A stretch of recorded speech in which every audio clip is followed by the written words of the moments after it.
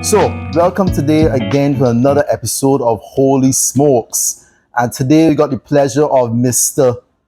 Edward Forde, cigar connoisseur, Cuban cigar connoisseur, I would say.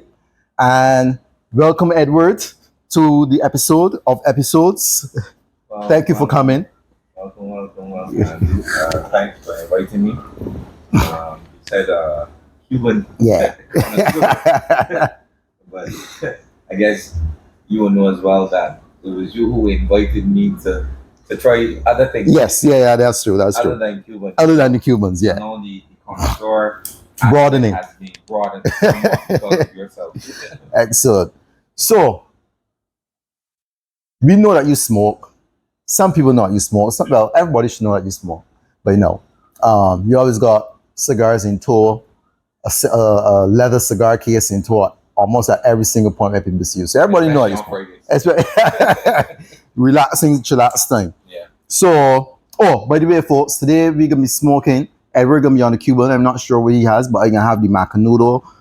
This is the Royale. What you got there? I have the Romeo y Julieta Petit Corona. Nice. Because it's in the middle of the day. So. Yeah. Call you out at 12 o'clock to come and smoke cigars and drink hard liquor. And we will be pairing today with our Dorley's 12 from Foursquare. You can't go wrong with that. Excellent rum. Definitely.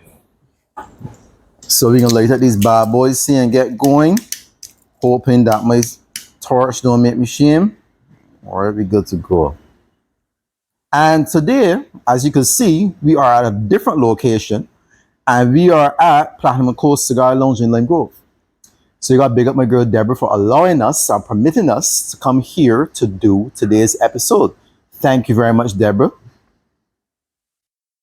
So I just want my favorite cigars of recent. This Macanudo, this short one, it's one of my favorites now. The other ones, not so much, but this short Cru Royale is really, really nice. Thank God that my torch and met machine today. The Macanudo that's Dominican or? Yeah, this is Dominican, I believe. I believe this is Dominican. God, give my move like Sahakian. Oh, that's an excellent cigar. So as I tell you, this 12 for me is better, a little bit smoother than the 14. But you could try it and let me know what you think. Actually, I took a taste before we started. It was a little cheap. Yeah, a little cheap code. It was actually a lot smoother than I had expected because you had told me that it would have been a little bit more smoother because I have the 14. Right. And the notes that I found here was a little bit of cherry, back in a little bit of sweetness. Yeah. So it's kind of smooth, especially for the bottle. I know he does use these char barrels and stuff. I wonder if he used maybe a cherry cask char oak barrel and put it to age it in something. I'm definitely tasting the oak as well. Yeah. But there's a sweet cherryness I'm getting on the back end. Yeah. From it.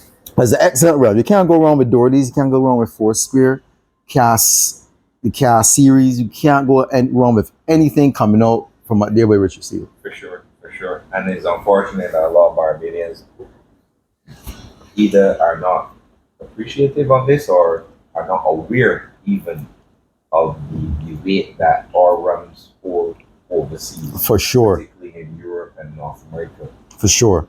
Because I mean, we would talk about this here before, like when we went to Venice and they said, let me go check out and see what liquor they got. And they had Montgay on the top shelf. 100+ euros.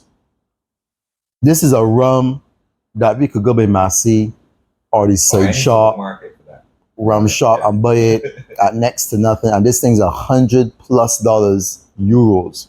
So you multiply that by 3 and so on, whatever the case. Yeah. So it's crazy. But people don't really appreciate it. But I think rum has gotten a bad rap over the years.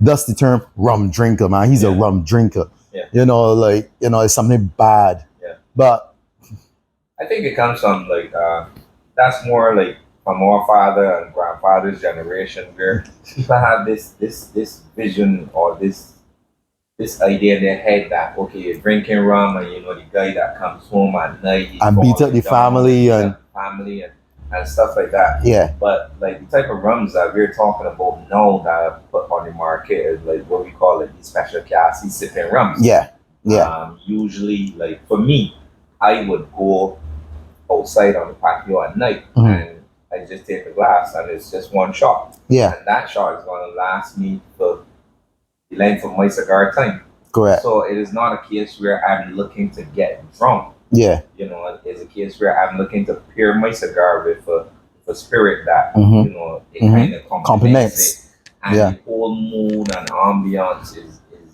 becomes satisfying for me. Correct. So, you know, that thing that we have in our head that, like, you know, well, he's just a rum drinker. I said to people all the time, no, I'm not a rum drinker. I drink rum. There's a difference. Because that he's a rum drinker, that has that connotation of like stumbling down. Yeah. Drunkard. Yeah, a drunkard. Yeah. And the truth is, back in those times, those men were drunkards. Exactly. That's the thing. Those men were drunkards. We've kind of refined we refine it now. Yeah, we refine it now. You know, we got the rums now that way more refined and and that's the thing, you know, you could have that same product, put it some other place with fancy, smashy people, and they have a totally different experience. Totally different experience. You know, whether it's the old Alain Argala and these, you know, Stades or whatever the case is, and those things were harsh. Yeah. But if you had to take those same things and put them someplace else among a different group of people, it'd be a whole different reaction. Yeah, and I think that's what the principal at Foursquare, he doesn't like to call it rum industry. Yeah. He says rum industry means that you should have a whole couple of like refineries and stuff like that. Correct. Whereas here we only have 2 or 3. Yeah. I think that's something that he has taken now, where he has taken the product and placed it in places outside of Barbados. Correct. The marketing element for it has been magnificent. Correct. Now, when you look at some of the major rum shows, I mean, Barbados. Every time. And not only Barbados, but a lot of the time, Foursquare. Exactly. You know. So, kudos to him. For sure, and he put in a lot of work, and he is like a mad genius behind the scenes. Yeah. I've never got the privilege to meet him, but I drink the product regularly, and I endorse the product for sure. So you can't go wrong. You can't go wrong with it, you know? Okay, folks, if you like what you're hearing, stay tuned for the second part of this video.